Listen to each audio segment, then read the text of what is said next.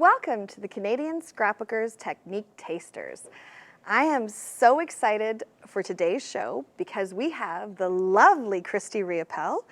Christy Riopel has been designing for Canadian Scrapbooker magazine sincerely since the beginning of time, and it's just an absolute pleasure to have you here, and we have to be really nice to her so that she comes back. Thank you for having me. You're welcome. Our pleasure.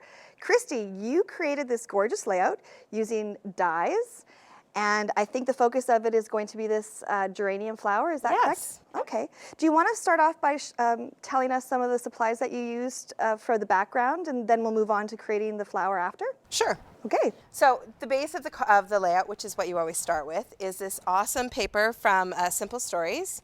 It's their life documented snap collection. And it's a snap to use. It is. And you know what, That's why nice they call it snap. basic stuff to build upon, so it's really good. Cool. The next layer that I built is this great little chicken wire die cut.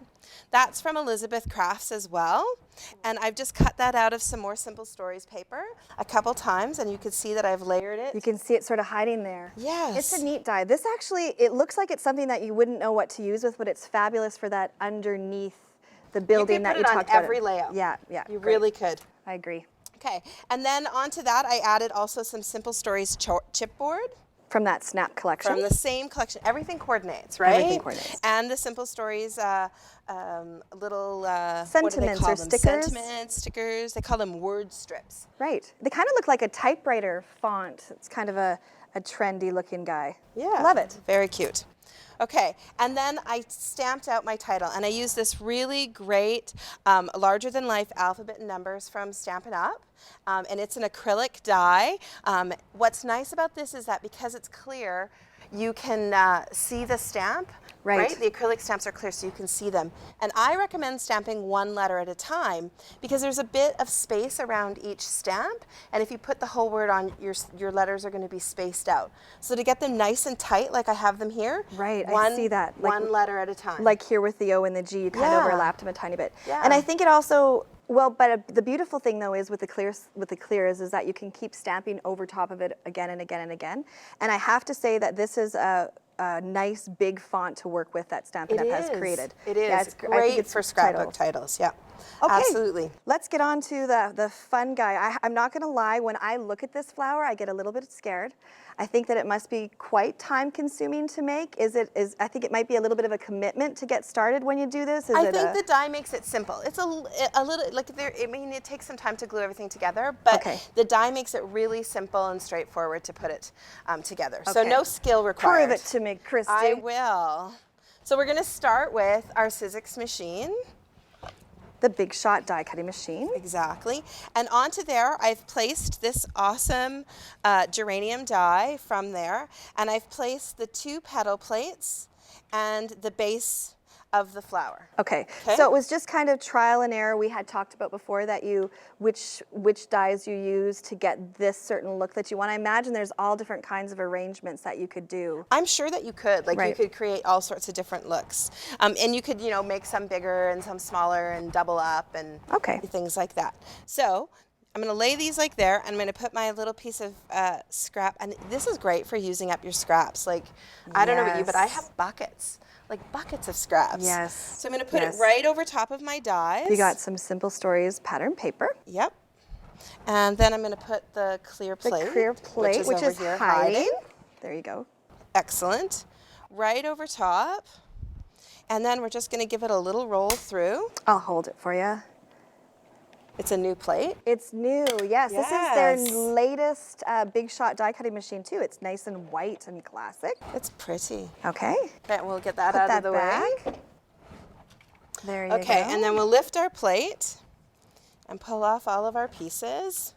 And it just comes out so nice. Look at that, they're like stuck right to the thing. Yeah. I do have to say the Elizabeth dies really release quite easily. I have found that that's quite nice. So when you get stuff stuck in, you just give it a little tap. Tap. And the stuff pops right out. See, look at that. Yeah. Perfect. Sorry, I didn't mean to bang your hand there. Oh, sure. All right. Okay. Once you have all the pieces out, we're going to assemble it. just like this. So I've squished up some of the little tiny flowers. I see it. I'm going to put it over here. Yes, we'll put it on our You mat. had some pre-cut ones that you did earlier. Yeah, that's so that you can make a flower and I can make a flower. Oh, look at that. I get to play. Okay, so you have some scrunched together Yeah, already. so all I did was I just took the little petals and just gave them a little crunch. And once they're crunched up, we're going to dip them in. This is some Mono Multi by Tombow that I've just put on a plate. And you're just going to stick it to the base. Because it's all about the base. No trouble. No trouble. Here we go. And there's no, like, I'm sure there's probably supposed to be an exact way to do it, but I played with it and I found you could just be random and it turns out great. It's so easy. And this glue dries clear? Is that? It dries completely clear. Oh yeah. And you want to use a wet glue for this because really that's the thing that's going to get into all of the grooves. That's right, because it is literally just the tiniest little tip here that you need to put the glue on.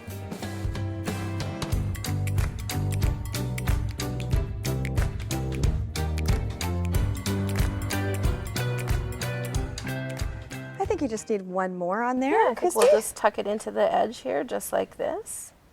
Cute.